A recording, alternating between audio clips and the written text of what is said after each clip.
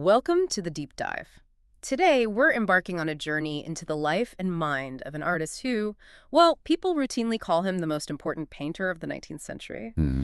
Yet his name doesn't always have that immediate, sort of explosive recognition like some of his contemporaries. We are peeling back the layers on Paul Cézanne. That's absolutely right. And we're diving into a stack of sources today that really establish Paul Cézanne, the French Post-Impressionist, living from 1839 to 1906, not just as a great talent, which he was, obviously, Right. but as the essential, you could say, foundational architect of the modern visual world. He really is that crucial link between the kind of fleeting, light-obsessed observations of 19th century Impressionism. Capturing the moment. Exactly. And then the structured, sometimes fragmented reality that would explode into 20th century movements like Cubism. He's the bridge. So our mission, for you listening, is to move beyond maybe just the standard view of his still lifes and landscapes, the apples and mountains. Sure, the famous ones. We've gathered sources covering his life, which was famously difficult, quite solitary, his unique, almost scientific, artistic method, and then this astonishing, really decades-delayed triumph of his legacy. Mm.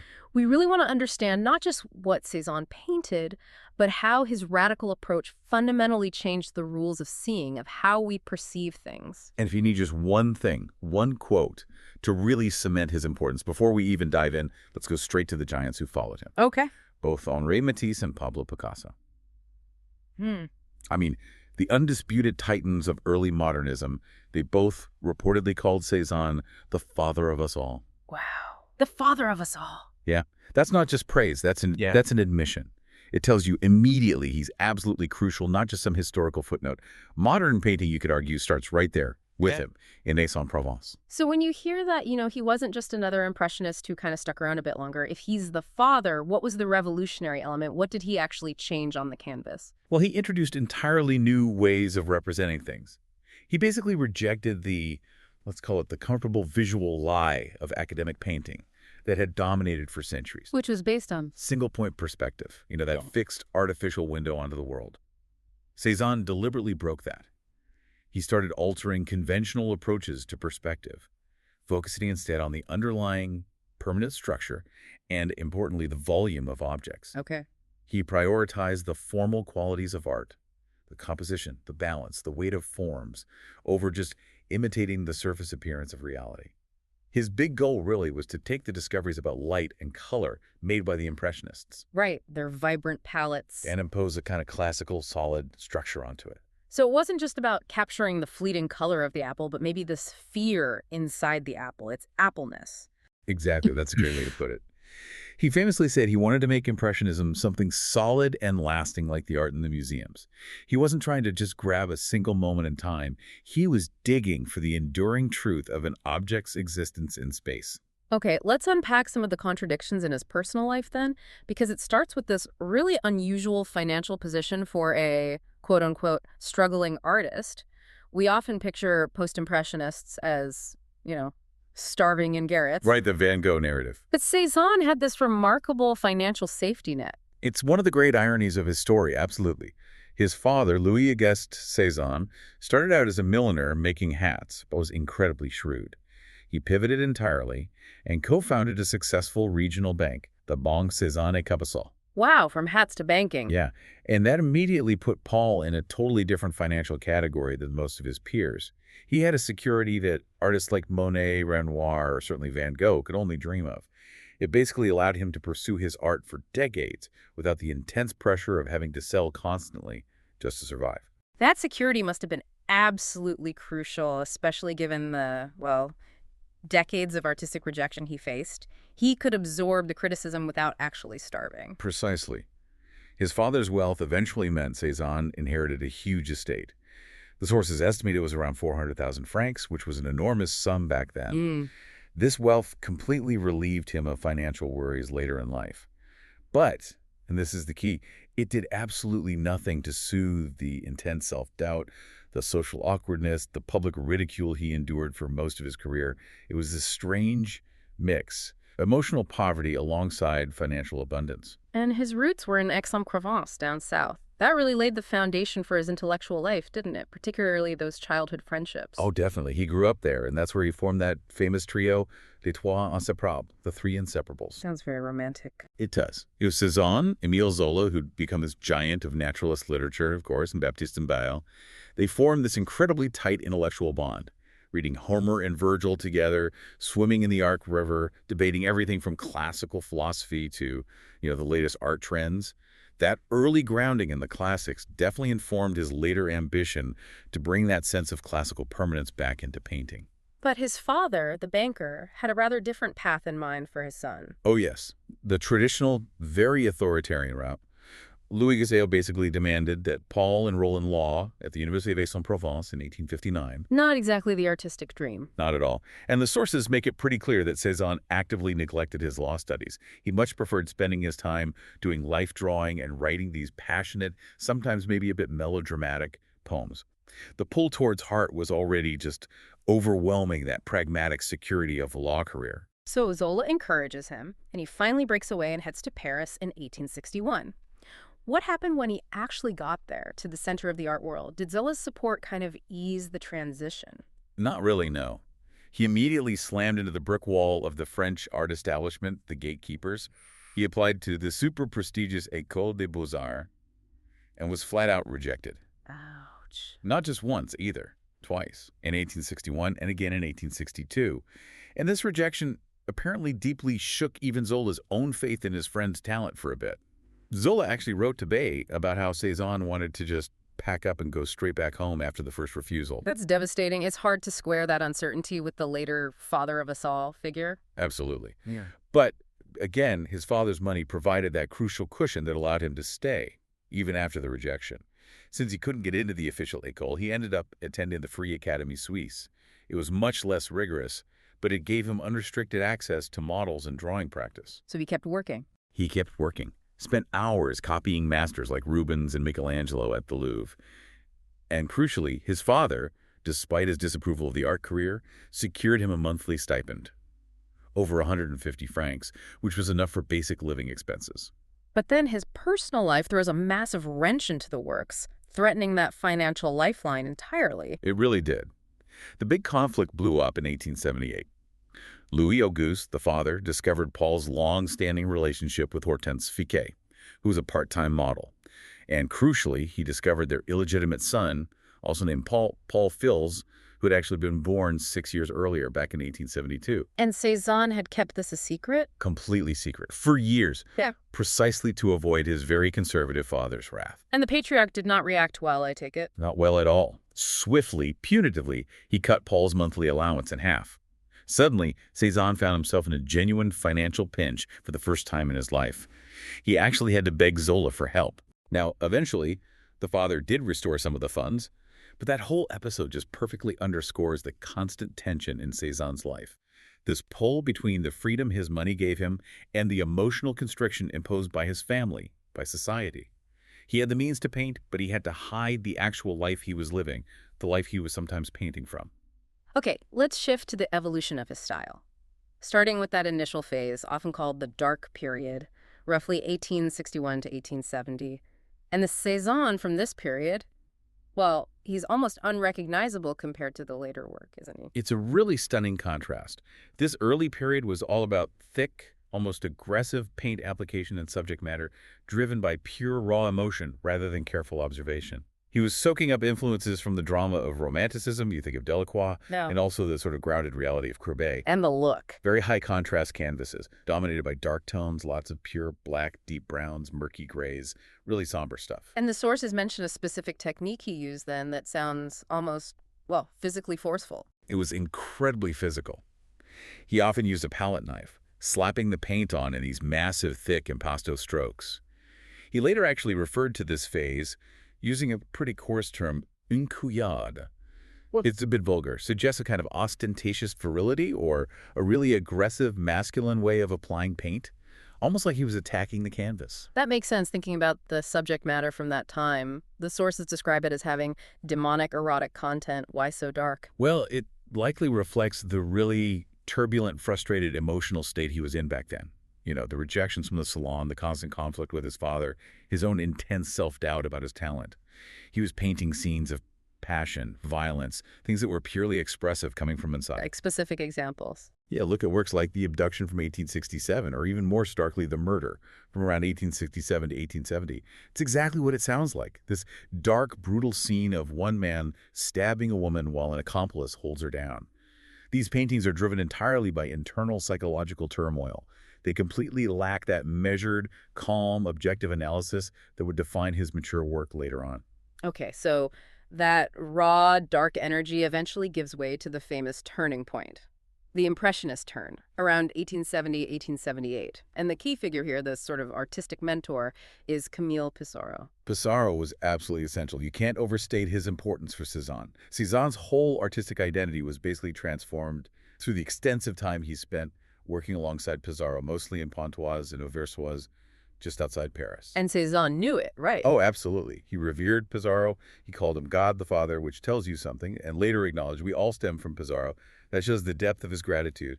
Pissarro essentially rescued him from that heavy emotional expressionism of the dark period. So how did Pissarro actually change Cézanne's process? It sounds like it was more than just suggesting brighter colors. It was a complete technical revolution for Cézanne. Yes, Pissarro persuaded him to abandon the demi-darks and dramatically lighten his palette, embracing the primary colors red, yellow, blue used by the Impressionists. But the really crucial shift was structural. How so? Academic art, traditionally, defined shapes using lines. You draw an outline, and you color it in, basically. Pissarro taught Cézanne something radical. Defined shapes and volume only through the gradation of color, of tonal values. Okay, defining shape with tone, not line. What does that actually look like on the canvas? It means the entire painting becomes this field of carefully modulated patches of color. If you want, say, a sphere to look round and turn in space, you don't draw a circle and then shade inside it. Instead, you put a small stroke of a slightly darker, maybe cooler color right next to a stroke of a slightly lighter, warmer color. Ah, the juxtaposition. Exactly. The interaction, the contrast between those two tones, creates the optical illusion of volume and form. It was this huge leap from thinking like a draftsman to thinking purely like a painter. And it immediately got rid of that heavy, almost leaden feel of his earlier dark paintings. But even with this fundamental breakthrough, the public and the critics, they remained viciously hostile. Oh, absolutely. The official Salon de Paris just kept rejecting him year after year. And even when he participated in the first Impressionist group exhibition in 1874, showing work with his new, lighter palette, it was met with intense. The sources use words like indignation and derision. He seems to have been a real lightning rod for scandal. Tell us about some of the specific critiques from those Impressionist shows. His work just seemed to provoke people like nothing else. Take a modern Olympia from 1873-74. It was his own take on Manet's already provocative painting, and it caused a huge sensation even within the avant-garde circle itself. And the critic. Ruthless, especially about his portraits. There's a famous example, his portrait of Victor Choquet from 1876-77.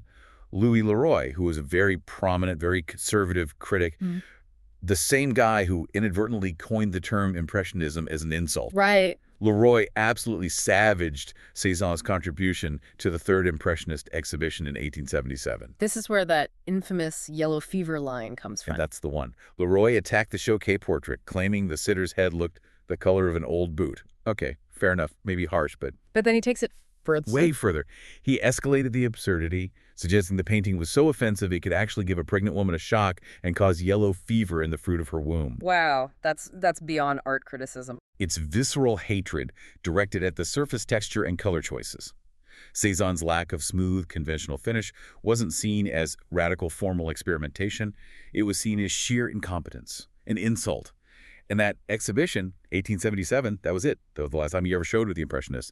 He basically withdrew entirely from the public art scene for decades after that. So the rejection wasn't just professional, it was social too, and it became deeply personal, didn't it? Which leads us to that painful break with Émile Zola. Yeah, this is really tragic because Zola had been his earliest and most steadfast champion. But the friendship started to fray as Zola achieved just astronomical success. He became incredibly wealthy, built this grand summer home in Meudon near Paris. Well, Cézanne. Cézanne, meanwhile, remained solitary, famously awkward socially, living this very unassuming life back down south in Provence, just consumed by his art and his self-doubt. The stark contrast between Zola's glittering, secure urban triumph and Cézanne's quiet rural struggle.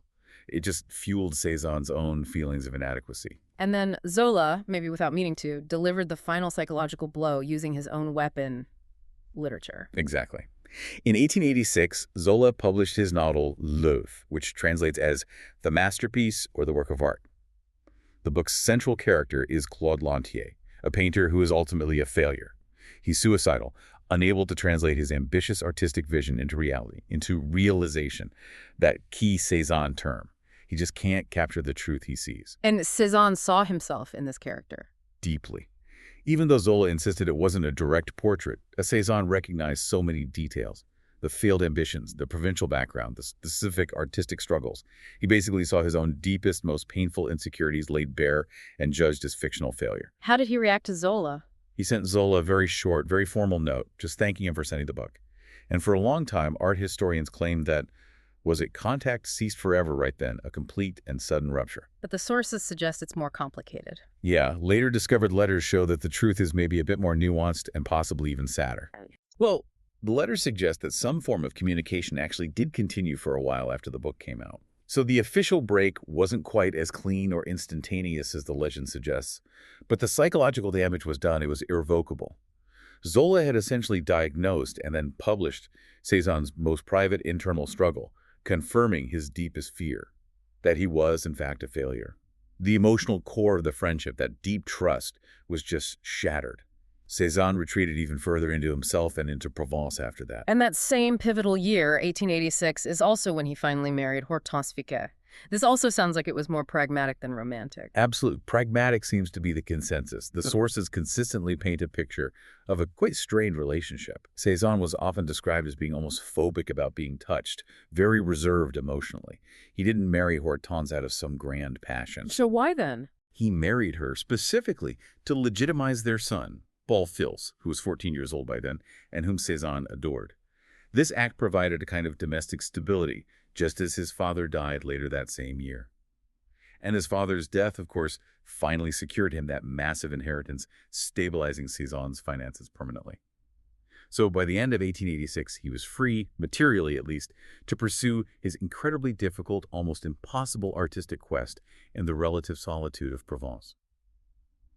So with that financial freedom finally secured, and that physical distance from the often judgmental Parisian art world, Cézanne really entered his mature period. And this is where he truly becomes the philosopher of vision we think of.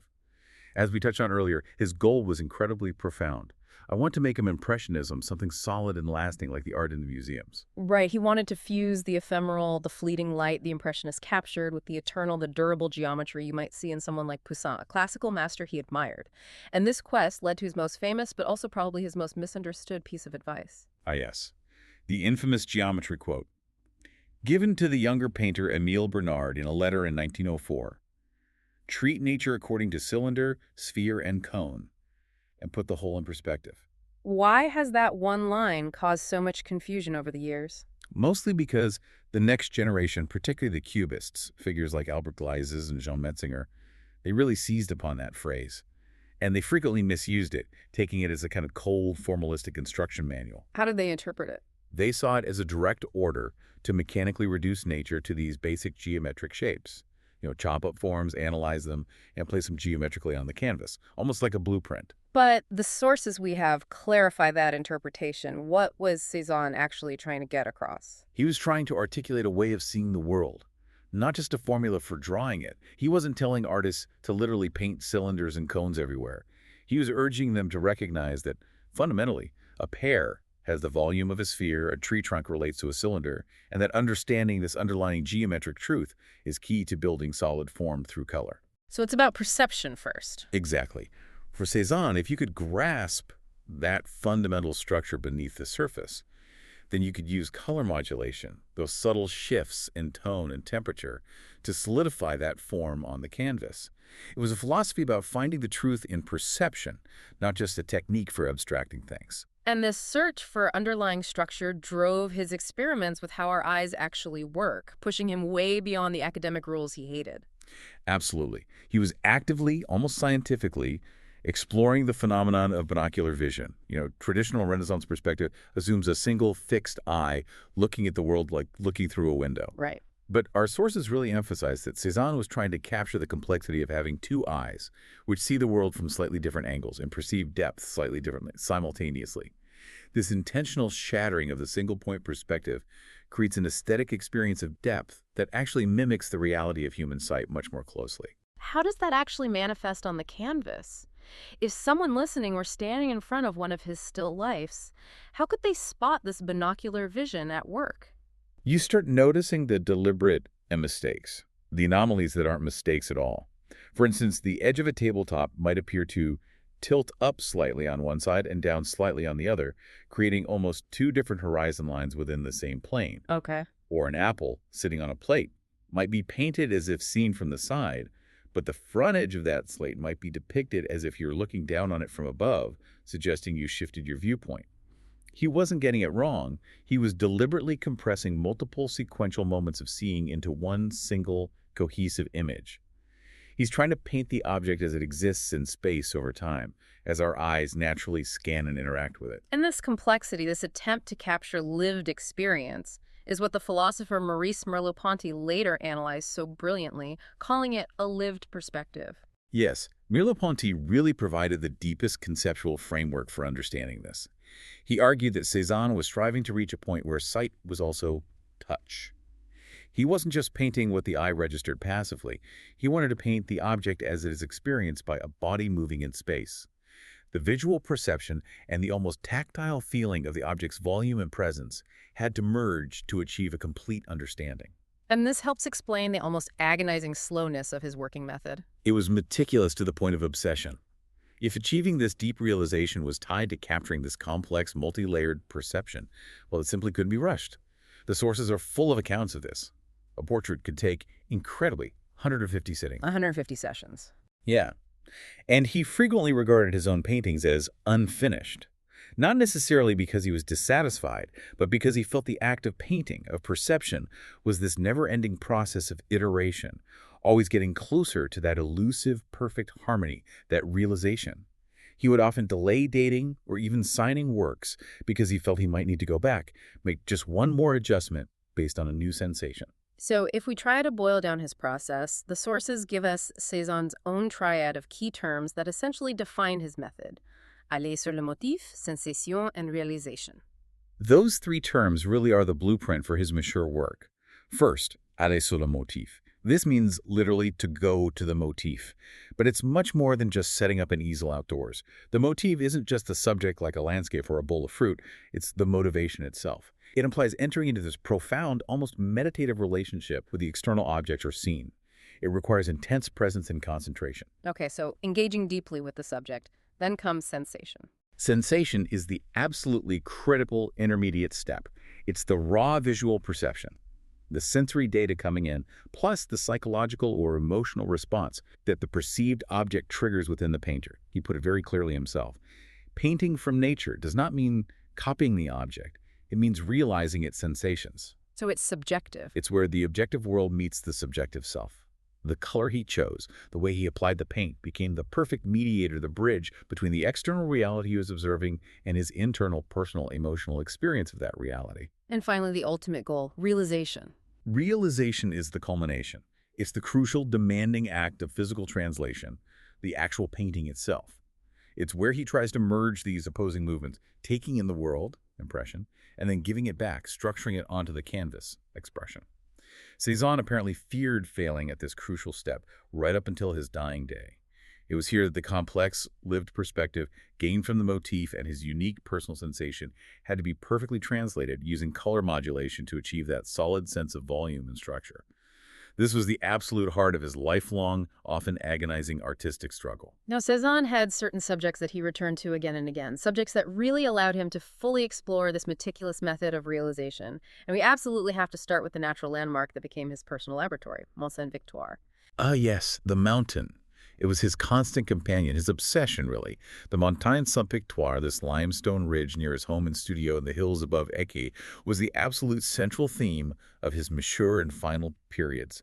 He painted it, sketched it, rendered it in watercolor.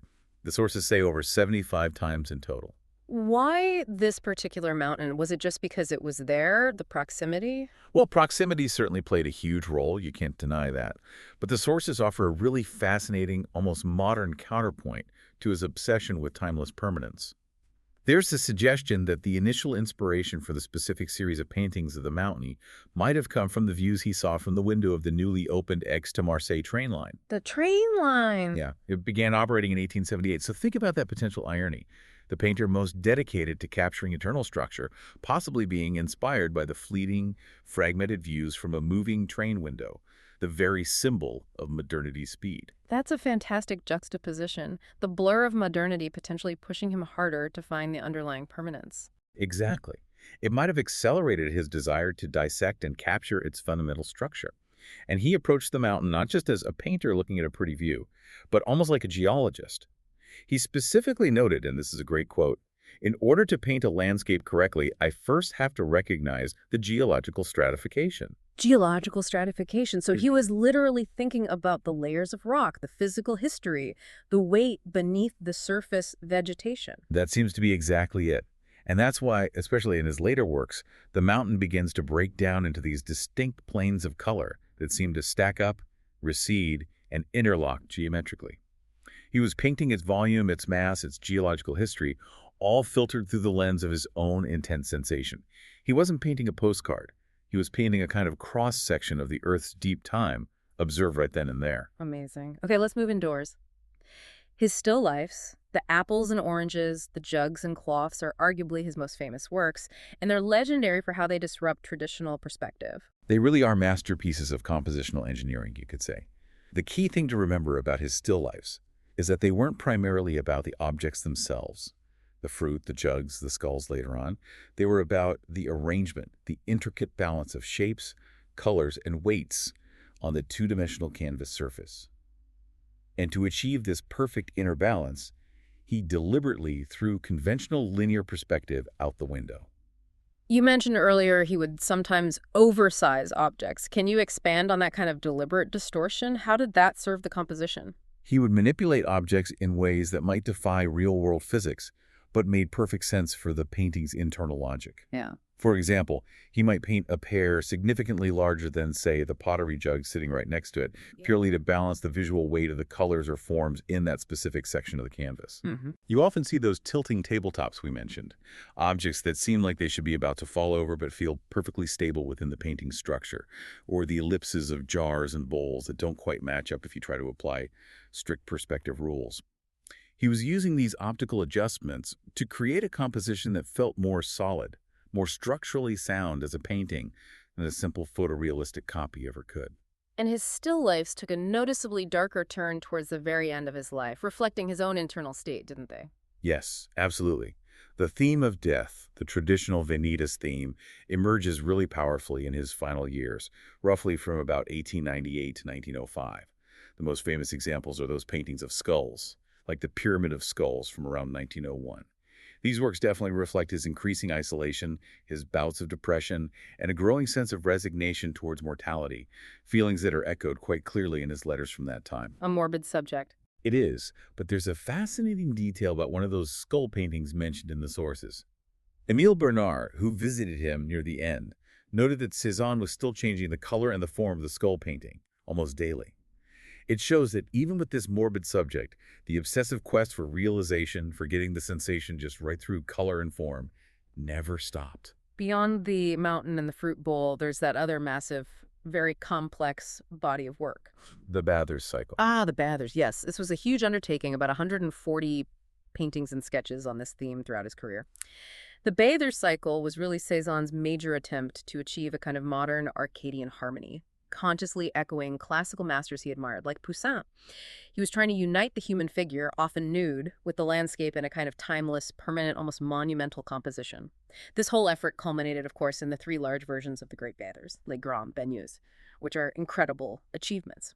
But there's often a noticeable, maybe awkwardness or angularity in the figures themselves, which seems to contrast a bit with the geometric mastery we see elsewhere. Why is that? It's generally thought to be because the intensely private, solitary Cézanne really disliked having nude models posing in his studio. He found it very distracting, uncomfortable. So to create these monumental figure compositions, he relied almost entirely on his memory, on sketches he'd made years earlier in life, drawing classes, on photographs, and especially on his deep knowledge of figures in old master paintings in the Louvre. So he lacked that direct sensation from a living model. Exactly. Without that immediate, intense observation of a living model, his figures often appear somewhat heavy, angular, even a bit stiff. They fit into the landscape maybe less organically than his apples fit on a tablecloth, but they fit structurally, serving the overall geometric architecture of the composition he was building. Before we move fully into his legacy, we have to touch on his revolutionary use of watercolor, especially later in life. It apparently even influenced his oil technique. That's a really important point the sources bring out. In his later years, watercolor wasn't just a preparatory sketch medium for Cézanne. It became a major autonomous form of expression, absolutely equal in artistic stature to his oil paintings. He used watercolor brilliantly to capture the absolute essence of a form, often characterized by leaving large areas of the white paper untouched, those famous empty spaces, flanked by very precise, luminous patches of color. And this fed back into the oils. Yes, profoundly. Critics like Roger Fry noted how this watercolor technique translated directly back into his late oil paintings. He started leaving small patches of the white primed canvas bare between his color strokes, allowing the light of the canvas itself to shine through. This gives his final oils, especially the landscapes, an incredible luminosity, a kind of airy lightness, despite their solid structure. Okay, so the story is Cézanne's reputation. It's almost unbelievable when you track it. Decades of obscurity and public ridicule, followed by this complete explosive posthumous triumph that basically redirected the entire course of 20th century art. And his slow ascent really began with one key figure. That would be the gallery owner and, well, very shrewd art dealer, Ambroise Vollard. He was the one who gave Cézanne his very first solo exhibition in Paris, right? In 1895. Exactly. Vollard took a huge gamble, actually. He tracked Cézanne down in Esque, bought a massive batch of canvases practically sight unseen, and put on this show of about 50 works. This was the absolute turning point, the inflection point for his reputation. Who was buying initially? Interestingly, the very first people to buy were his own, more established Impressionist peers, Monet, Degas, Renoir. They recognized his genius immediately, even if the public didn't. They were paying relatively small sums at first, but Vollard, being a savvy dealer, quickly saw the long-term market potential. And the prices for Cézanne's work started to climb steadily, eventually hundredfold, though Cézanne himself remained pretty aloof from all the market buzz. And that recognition from fellow artists is made powerfully visible in that famous 1901 painting, Hommage à Cézanne. All right, by Maurice Tinney. That painting is essentially a group portrait, almost like a group selfie of the Parisian avant-garde, explicitly acknowledging Cézanne as their master. It shows this circle of important artists and critics, people like Redon, Cerisier, Bonnard, Vuillard, and Voulard himself, all gathered reverently in Vollard's gallery, paying respects to one of Cézanne's still lifes, the still life with bowl of fruit, which is on an easel. It really cemented his status as a kind of spiritual leader for the next generation, even before he died. But the truly seismic shift, the one that really made him the undisputed father of us all, happened right after his death in 1906. The posthumous validation was incredibly swift and dramatic. Just 1 year later, in 1907, there were two major retrospectives in Paris that changed everything. One was at the Bernheim-Jeune Gallery, and the other was a massive, really definitive showing of almost 60 works at the Salon d'Automne. And these shows were crucial. Absolutely mandatory viewing for all the young, ambitious artists in Paris at the time. These exhibitions provided the direct visual evidence, the concentrated dose of Cézanne's vision that fueled the next great revolution in art. People like Braque, Derain, Kandinsky, Matisse, and maybe most importantly, Picasso. They all saw these shows. And this brings us right back to that explicit debt owed by the Cubists. How exactly did Cézanne's work become the sort of technical manual for Cubism? It was really Cézanne's systematic approach to simplifying forms down to their underlying geometry, combined with his radical use of multiple simultaneous viewpoints on the same subject. That's what directly inspired Cubism's signature fracturing of form and space. Picasso himself confirmed the debt, very clearly stating, Cézanne was the father of all of us. They looked at his methodical way of building paintings, not primarily as a way to capture sensation, as Cézanne intended, but as a formal technique to analyze and reconstruct space itself. And the Cubists themselves were very conscious about recording this lineage, weren't they? Oh yes, very explicitly. In 1912, two leading Cubist painters and theorists, Albert Gleizes and Jean Metzinger, published their defining treatise, simply titled Du Cubisme, on Cubism.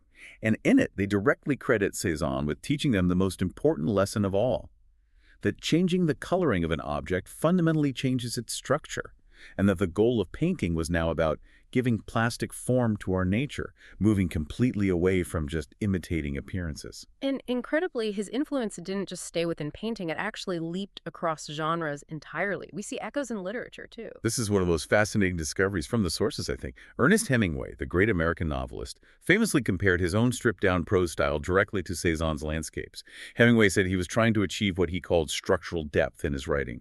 He believed that if he wrote simple, declarative, true sentences and deliberately left out most of the overt emotional description. The reader would feel it anyway. Exactly. That the underlying structural truth of the story, the emotional subtext, would resonate much more powerfully beneath the surface, like the bulk of an iceberg. So just like Cézanne might leave patches of canvas bare, Hemingway left the emotional explanation bare, trusting the reader or the structure itself to convey the weight. Precisely. Hemingway's famous iceberg theory, the idea that you only show 1/8 of the story, the part above the water, is essentially Cézanne's technique applied to writing. Use the visible forms, simple sentences, geometric shapes, to imply the massive, unseen structure and weight beneath. The emotional truth, the object's volume. It's about power through omission and underlying structure. This radical shift in artistic perception, this influence, is mirrored in an almost unbelievable seismic shift in his financial value, which is maybe the ultimate, if crudest, measure of his complete reversal in public opinion. It is truly staggering when you track the journey financially. The man who struggled for decades to sell paintings for maybe a few hundred francs now commands prices that define the peak of the global art market. Just a few examples. In 1999, his still life rideau, Cruchot et Compotier, sold for $61.5 million, a record for a still life at the time. Incredible. Then jump to his figure paintings. One version of the Card Players, a subject from his more popular earlier period, sold privately in 2011 to the royal family of Qatar for an estimated price somewhere between $250 million and $300 million. A painting that might have been ridiculed or ignored in the 1870s now fetches upwards of $250 million. It's mind-boggling. And just to anchor the value of his iconic landscapes, in 2022, a beautiful version of Mont Sainte-Victoire sold at auction for $138 million. The man who literally withdrew from the world because he felt it didn't understand him now commands the most massive investment from that very world. And maybe the ultimate sign of this complete turnaround takes us right back to where we started, his hometown, Aix-en-Provence. Oh, the irony there is just incredibly rich. Remember, back in 1903, the local press and many locals were still so hostile that he reportedly received anonymous messages asking him to leave the town that they felt he was dishonoring with his strange paintings. He apparently told his coachman that because the world didn't understand him, he withdrew into solitude. And today? Today, it can't get enough of Cézanne. They are actively marketing his life and legacy. How so? The town now proudly features 5 officially marked tourist trails, allowing visitors to discover the places he painted his family estate. Jardin de Buffon, the Bibé quarry where he painted rocks, and so on. His last studio, up at Les Louvres, is now a dedicated museum, a pilgrimage site. And for a while, they even named the local university after him, Paul Cézanne University, demonstrating just how completely the town has reclaimed and embraced the difficult artist it once scorned. He's now their main cultural export. So we've traced Paul Cézanne's incredible path. From the privileged banker's son reading Virgil with Zola, through the decades as a ridiculed impressionist who was apparently terrified of physical touch, to finally becoming this profound philosophical architect of modern art.